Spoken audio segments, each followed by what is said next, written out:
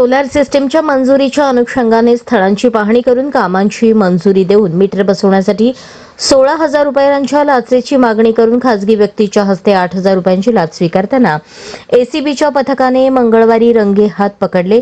या प्रकरणी अतिरिक्त कार्यकारी अभियंता भारत वनमाने, सहाय्यक अभियंता स्वाती सलगर आणि योगीनाथ मेहत्रे या तिघांविरुद्ध गुन्हा दाखल करण्याची प्रक्रिया सुरू असल्याचे सांगण्यात आले।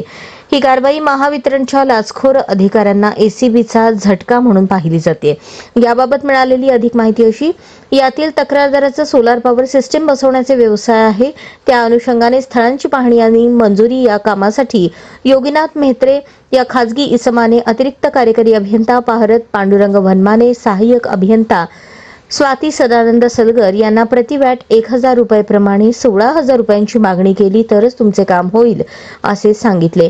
या प्रकरणी तक्रारदाराने तक्रार दाखल केल्यानंतर एसीबी पथकाने 16 मे आणि 19 मे रोजी लोकसेवक अतिरिक्त कार्यकारी अभियंता भारत वनमाने, सहाय्यक अभियंता स्वाती सदानंद सलगर यांची पडताळणी केली असता वनमाने यांनी 5,000 रुपये, सलगर यांनी 3,000 रुपये लाचेची मागणी करून मेत्रे यांच्याकडे देण्यास सांगितले।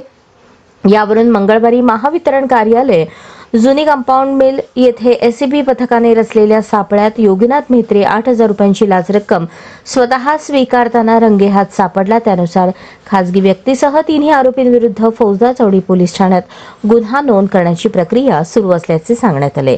या प्रकरणी पोलीस अधीक्षक शिरीष सरदेश पांडे, अप्पर पोलीस अधीक्षक डॉक्टर शीतल जानवे खराडे यांनी मार्गदर्शन अधिकारी तर पोलीस उपअधीक्षक गणेश कुंभार पडताळणी अधिकारी होते।